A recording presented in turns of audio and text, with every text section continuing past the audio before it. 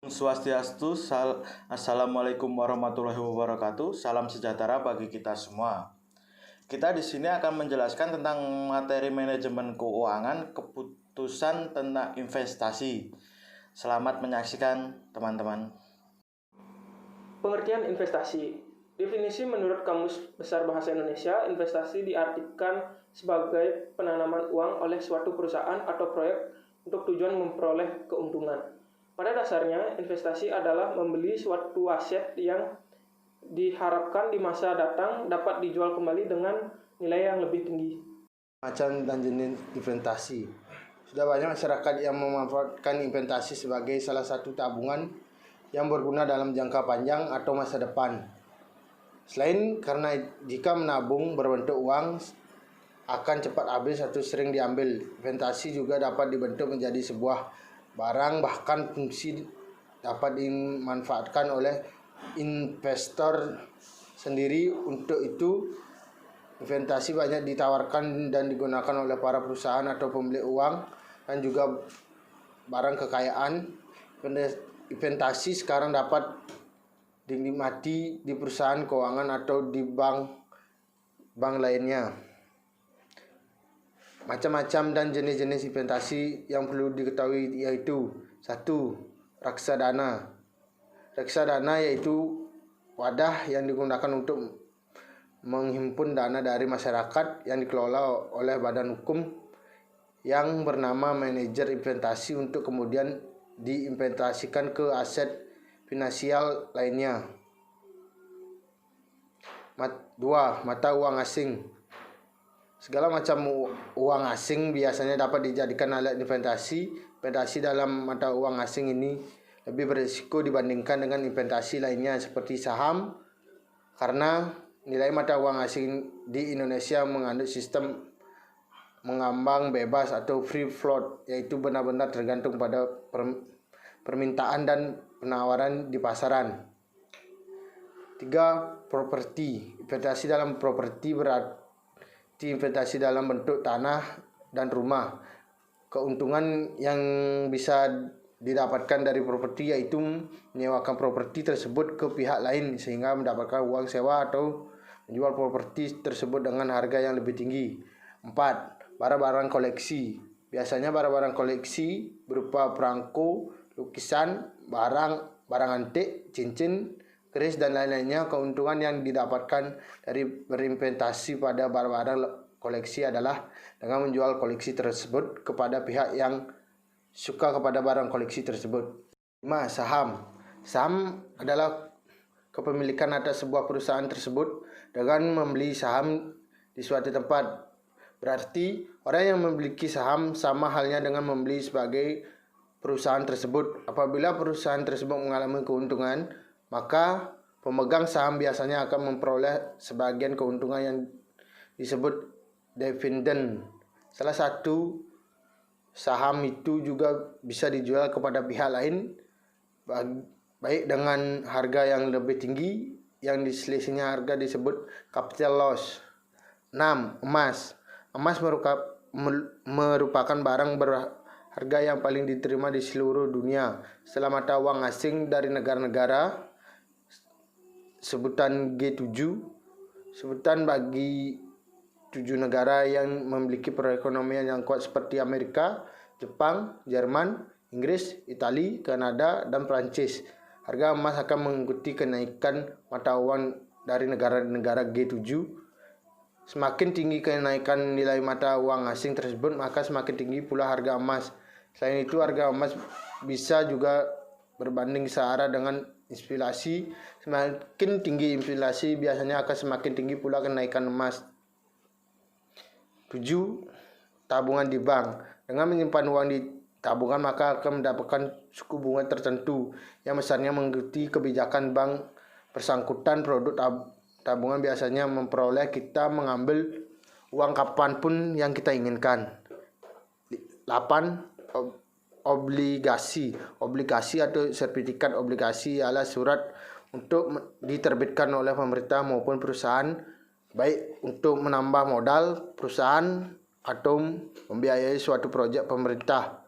Karena sifatnya yang hampir sama dengan deposito. Maka agar lebih menarik, investor suku bunga obligasi biasanya sedikit lebih tinggi maupun lebih rendah daripada ketika membelinya. 9. Deposito di bank. Deposito di bank merupakan suatu produk deposito yang hampir sama dengan produk tabungan. Yang membedakannya diisi adalah dalam melakukan deposito tidak bisa diambil dalam waktu kapan saja sesuai keinginan, kecuali apabila uang tersebut sudah menginap di bank selama jangka waktu tertentu. Suku bunga deposito hanya bisa lebih tinggi dibandingkan dengan suku bunga tabungan selama deposito itu sebelum jatuh tempo. Uang pada deposito tersebut tidak akan pernah terpengaruh oleh naik turunnya suku bunga di bank. Tujuan investasi. Pada dasarnya tujuan orang melakukan investasi adalah untuk menghasilkan sejumlah uang. Tapi pernyataan tersebut tampaknya terlalu sederhana.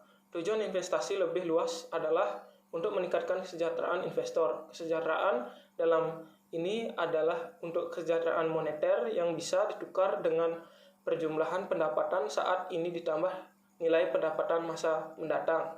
Secara lebih khusus lagi, ada beberapa alasan mengapa seseorang melakukan investasi, antara lain sebagai berikut. Yang pertama, untuk mendapatkan kehidupan yang lebih layak di masa mendatang. Seseorang yang bijaksana akan berpikir bagaimana meningkatkan taraf hidupnya dari waktu ke waktu, setidaknya berusaha bagaimana mempertahankan tingkat pendapatan yang sekarang agar tidak berkurang di masa mendatang. Yang kedua, mengurangi tekanan inflasi dengan melakukan investasi dalam kepemilikan perusahaan atau objek lain.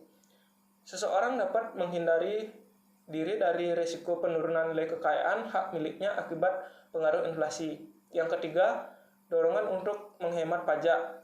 Beberapa negara di dunia banyak melakukan kebijakan yang bersifat mendorong tumbuhnya investasi di masyarakat melalui pemberian fasilitas perpajakan kepada masyarakat yang melakukan investasi pada bidang usaha tertentu. Pengambilan keputusan untuk investasi. Pengambilan keputusan investasi lebih dikenal dengan istilah capital budgeting atau pengambilan keputusan untuk alokasi modal. Menurut Sutrisno, pengertian keputusan investasi yaitu keseluruhan proses perencanaan dan pengambilan keputusan pengeluaran dan jangka waktunya kembali dana tersebut melebihi 1 tahun atau berjangka panjang. Keputusan investasi merupakan salah satu aspek dari persatuan anggaran modal. Selain keputusan pendanaan, perbedaan yang mendasar antara keduanya, kalau keputusan pendanaan berfokus pada keputusan yang berhubungan dengan usaha pemenuhan kebutuhan peningkatan dana melalui pinjaman, ekuitas, atau gabungan keduanya. Keputusan investasi di sisi lain berfokus pada pilihan-pilihan apakah membeli suatu aktiva, melaksanakan suatu proyek, membuat suatu produk, dan lain sebagainya yang mesti mengarah kepada pengadaan infrastruktur untuk menunjang kegiatan operasional. Umumnya investasi dalam bisnis memiliki 2 karakteristik kunci. Yang pertama, investasi meliputi aktiva yang mempunyai umur ekonomis yang relatif panjang. Dan yang kedua, dari investasi tersebut diharapkan dapat menyediakan suatu hasil tertentu dalam jangka panjang. Perkenalkan, nama saya Ninyuman Widiantari, NIM 19011063. Di sini saya akan menjelaskan metode dan cara penilaian keputusan investasi. Ada 5 alat analisa atau metode dalam keputusan investasi, yaitu yang pertama adalah metode Net Present Value atau NPV. Dengan metode ini, yang perlu pertama dilakukan adalah menghitung present value dari penerimaan dengan tingkat discount rate tertentu, kemudian dibandingkan dengan present value dari investasi. Bila selisih antara PV dan cash flow lebih besar, berarti nilai NPV bernilai positif. Dan ini berarti investasi yang dijalankan tersebut layak. Dan jika sebaliknya, maka investasi dipandang tidak layak. Adapun kelebihan dan kekurangan itu, 1. Mudah dimengerti. 2. Lebih mengutamakan investasi yang menghasilkan aliran kas yang lebih cepat. Kemudian kekurangannya yaitu 1. Mengabaikan nilai waktu daripada uang. Kedua, mengabaikan penerimaan investasi setelah periode tercapai. Kemudian yang ketiga ada metode Probability Index atau PI. Metode ini menghitung perbandingan antara present value dari penerimaan dengan PV dari investasi.